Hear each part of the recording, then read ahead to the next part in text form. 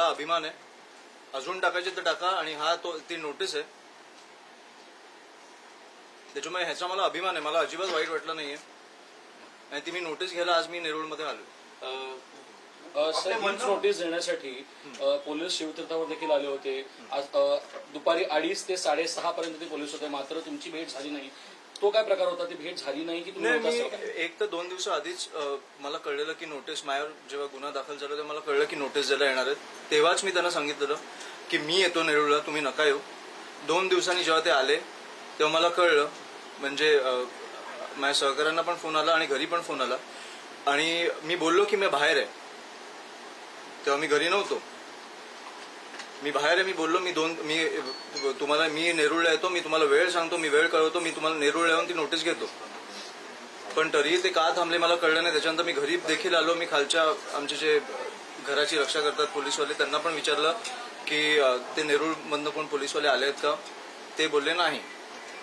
पाठी कृष्णकुंजला पण जाऊन मी बघितलं, कृष्णकुंजला टाळं होतं. जेव्हा मी 7 वाजता वगैरे घरी आलो, मला वाटतं TV9चं पण कोणतरी एक सहकारी आमचे माझे मित्र माझ्याबरोबर होते. जेव्हा मी आलो तेव्हा त्यांनी मला बघितलं, मला आठवत नाही कोण, पण तेव्हा पण पोलीसवाले नव्हते खाली.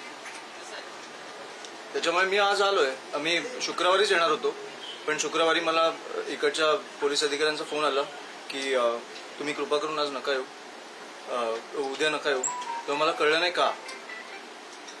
मी जरा जोर लावून विचारल्यानंतर मला कळलं की शुक्रवारी त्यांनी महाराजांच्या पुतळ्याचं अनावरण ठेवलं. स्मारकाचं सॉरी, एकच मिनिट मी संपवतो फक्त. अनावरण ठेवलंय. आणि म्हणून मला वाटलं की कुठच्याही कायदा सुव्यवस्थेचा प्रश्न नको यायला. महाराजांचा विषय ह्याच्यात कोणालाही श्रेय मिळालं नाही पाहिजे. तर ते मला वाटतं महाराजांसाठी आपण प्रेमापोटी केलं पाहिजे. आणि जर होत असेल तर मला इकडे नोटीस घ्यायला यायची नव्हती. आपल्याकडे पुढचे पण दिवस आहेत. मला कुठच्याही कायदा सुव्यवस्थेचा प्रश्न निर्माण करायचा नव्हता. म्हणून मी पोलीस अधिकाऱ्यांना बोललो की मी रविवारी येतो. आज अनावरण तुम्ही त्या ठिकाणी एक घोषणा केली की ज्या पद्धतीने महाराजांचा पुतळा अशा पद्धतीत होता, इथून पुढे गडांचं देखील गडांचं संवर्धन आणि सुशोभीकरण करणं हे माझं स्वप्न आहे. हे सत्ता आलं तर मला सोप्या पद्धतीने करता येईल. पण हे गड किल्ले हे जगापर्यंत पोहोचवणं हे माझं स्वप्न आहे. की जगाला कळलं पाहिजे की आपले गड किल्ले काय होते, कसे इतिहास काय होता, महाराज काय होते, महाराजांनी गड किल्ले कसे घडवले, हे मला वाटतं जगाला कळलं पाहिजे आणि जग बघायला आलं पाहिजे. हे माझं स्वप्न आहे. म्हणून मी आज बोललो की जसं ह्या गोष्टींना एक भाग्य लागतं, एक नशीब लागतं. 4 महिने रखडलेला विषय माझ्या हातनं होतो, ह्याला एक नशीब लागतं. तसंच मला वाटतं की गड किल्ले अनेक वर्ष रखडलेलं आहे. ह्याला मला वाटतं की महाराष्ट्र सैनिकांचाच एक हात लागणार आहे, ज्याच्यामुळे ते जगापर्यंत पोहोचणार आहे. सर, तुम्ही ती मोहीम घेणार आहात गड किल्ल्यासंदर्भात? हो, नक्कीच घेणार. मी आता तेच बोलतो. सर, आपण ज्या पुतळ्याचं उद्घाटन अनावरण करायला 4 महिने स्थानिक पालिका प्रशासनाला वेळ नव्हता, त्यानंतर तुम्ही केल्यानंतर अगदी मोजक्या 2-4 दिवसातच त्यांनी शासकीय कार्यक्रम घातला. तर ही तत्परता कुठून? म्हणून मी आज पहिलंच बोललो ना. दुसरं महत्वाचं म्हणजे की एकीकडे एका पुतळ्याचं जर अनावरण झालं असेल, ते कोणीही करो, कुठल्याही परिस्थितीत करो, त्या छत्रपतींच्या पुतळ्याचं पुन्हा अनावरण करणं हा अपमान नाही का? आणि हे अपमान कोणी केला? नाही, अपमान ते त्यांचं शासकीय ते काय धोरण असेल ते मला माहित नाही. पण मला वाटतं 4 महिने रखडवणं हा अपमान आहे.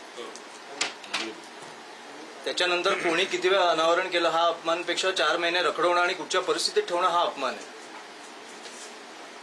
सॉरी, तुमचा पहिला प्रश्न काय होता? एकूणच पुन्हा अनावरण करणं. दुसऱ्यांदा अनावरण झालं.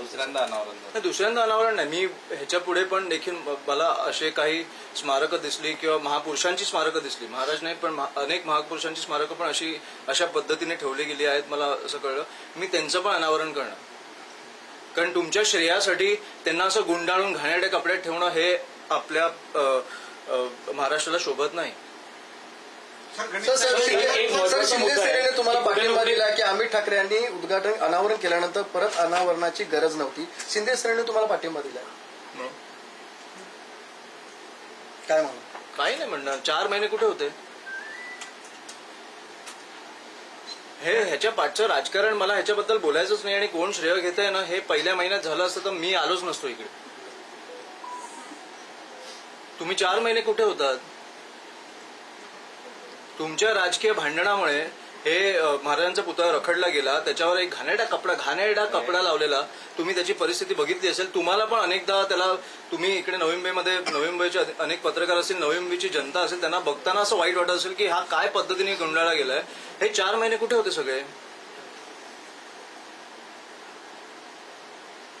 त्याच्यामुळे ते काय बोलतील आता मला त्याच्यात लक्ष द्यायचं नाही. मला जे बरोबर वाटतं ते केलं. आपण बघतो की मनसेचे अनेक कार्यकर्ते किंवा राजसाहेब स्वतः सुद्धा म्हणतात की अस्वलाच्या अंगावरती किती केस आहेत त्याला फरक पडत नाही. तुमच्या अंगावरती पहिली केस तेही महाराजांच्या निमित्तानं लावण्यात आलेली आहे. या पुढे जाऊन कशा पद्धतीनं हाच मुद्दा तुम्ही लावून ठेवणार आहात? आणि दुसरा मुद्दा म्हणजे हा मुद्दा झाला ना आता, मला वाटतं अनावरण झालंय. केसचं तुम्ही जर बोललात तर ही पहिली केस जी होती ती महाराजांमुळे होती आणि महाराजांसाठी होती. ह्याचा मला अभिमान आहे. आणि मी जसा स्टेजवर पण बोललो की राजसाहेबांमुळे आणि महाराष्ट्र सैनिकांमुळे मला तो आत्मविश्वास मिळाला कुठेतरी की मी ही केस घेऊ शकतो. त्याच्यामुळे मला त्यांचं अभिनंदन करायचंय की तुम्ही तो मला आत्मविश्वास दिलात कुठेतरी, आणि धन्यवाद करायचं. सर, गणेश नाईक बोलले तुमची जी नोटीस आहे ती पोलिसांनी मागे घ्यावी किंवा पालिकेने कसं पाहत आहे? काय नाही घ्या. सर, गडकिल्ल्यांचं संवर्धन असो किंवा कुठल्याही एन्व्हायरमेंटच्या गोष्टी असो, मागे पण तुम्ही शिवाजी पार्काचे खेळे काढलेले झाडांचे, कुठेतरी सरकार याला कानाडोळा करतंय का? कुठेतरी हा विषय आल्यावर सरकारनं हा वोट बँकचा विषय वाटत नाही का? हा वोट बँकचा विषय कसा? निसर्ग किंवा महाराजांचा पुतळा किंवा महाराजांचे गडकिल्ले हा वोट बँकचा कसा विषय? आपल्याकडे विषय काय आहेत? जात, धर्म, हिंदू मुस्लिम हे आणि लाडकी बहीण. आपल्याकडे विषय हे आहेत ना, अनफॉर्च्युनेटली. त्याच्यामुळे हे विषय निसर्ग आणि महाराजांसाठी 4 महिने वेळ न मिळणं वगैरे. शर्मिला ठाकरे यांनी ज्या पद्धतीचं वक्तव्य केलेलं होतं की पार्थ पवार यांचं नाव सोयीस्कररित्या पुण्याच्या जमीन व्यवहाराप्रकरणी टाळण्यात आलं, तुमच्या बाबतीत मात्र पटकन कारवाई किंवा तत्परता ही पटकन दिसली आणि त्या पद्धतीनं गुन्हा सुद्धा नोंदवण्यात आला. राजकीय भ्रष्टाचार चालतात पण महाराजांचा अपमान खपवून घेतला जात नाही, अशा पद्धतीचं एक चित्र आहे. नाही, म्हणून मला त्यांचं काही बोलायचं नाहीये.